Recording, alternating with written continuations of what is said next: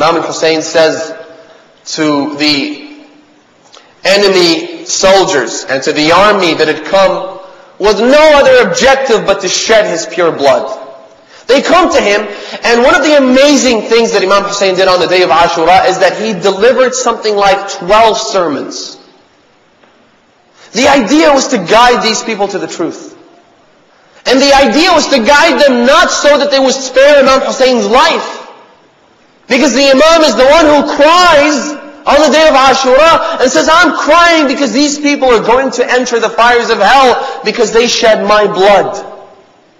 Not because I fear for my life. Some of the heroic things Imam Hussein did on the day of Ashura are just small testimonies to the fact that Imam Hussein wasn't afraid for his life. In fact, Imam Hussein's number one mission on the day of Ashura wasn't saving his own life, but protecting the women and the children. Apart from, of course, guiding the people who would come there to kill him, he was trying to protect the women and the children, which is why at one stage, he actually reached the water, and this is after everyone else had been killed. He reached the water of the river Euphrates. He entered the waters. He picked up a small portion of water, and he brought it close to his mouth, lifted up, and he was about to drink it when one of the enemy combatants called out, أَتَشْرَبُ الْمَاءِ وَعِيَالُكَ تُعَرَّضُ لِلْخَطَرِ. You're about to drink water when your family members, the women and the children, are being attacked. So the Imam threw the water and went to the camp in order to protect the women and the children. The objective wasn't to save his life. And so he delivers all those sermons. One of the statements that he makes is unbelievable, and this is one of the practical lessons that we can derive from the day of Ashura. He begins to deliver the sermon when suddenly they try to disrupt the speech. They disrupt the peace. They try to make distractions. They begin to make loud noises so that no one would... Because remember, Umar ibn Sa'd was afraid that Imam Hussein would appeal to people's conscience. And he would somehow alter their perception and make them change their mind about the whole war. And he didn't want that to happen because his objective was to get the authority of Ar-Ray, to become the ruler of Persia at the time.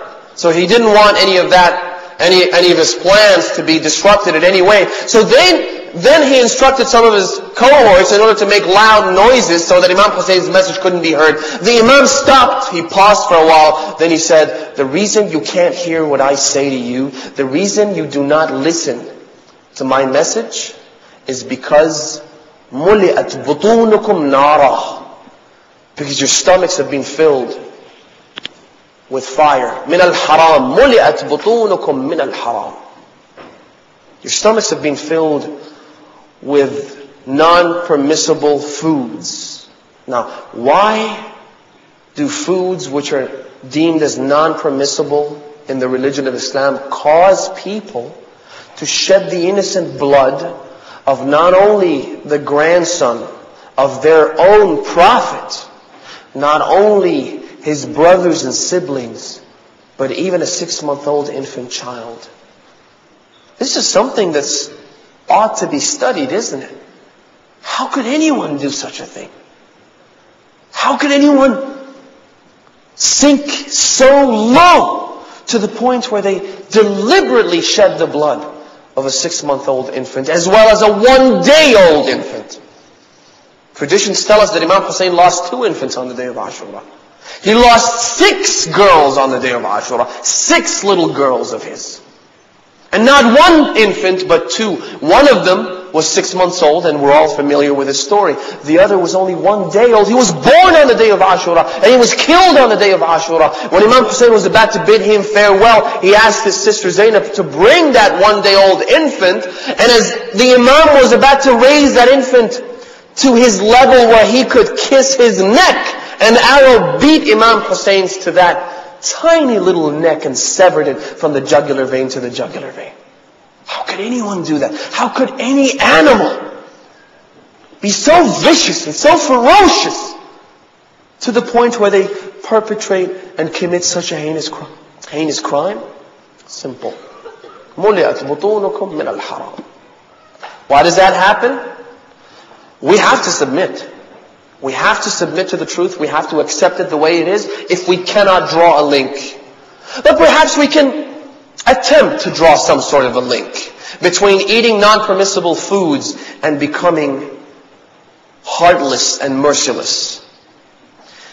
If you had a car and you filled it with the wrong kind of petrol, with the wrong fuel, you're going to end up with a car that at the very least doesn't function the way it should be functioning, right? If you have a car that's too advanced for normal unleaded fuel, and you put unleaded fuel, it's not going to work properly. And at some point in the future, it is going to break down. If you have a car that runs on petrol, on gasoline, and you put diesel in it, what are you going to end up with? A car that breaks down. This vessel that's been given to us by Allah subhanahu wa ta'ala, known as the human body, is something that should be refueled with what the manufacturer prescribed, with what Allah subhanahu wa ta'ala allowed.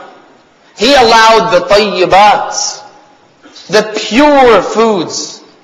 He allowed the good foods, the healthy foods. What did He not allow?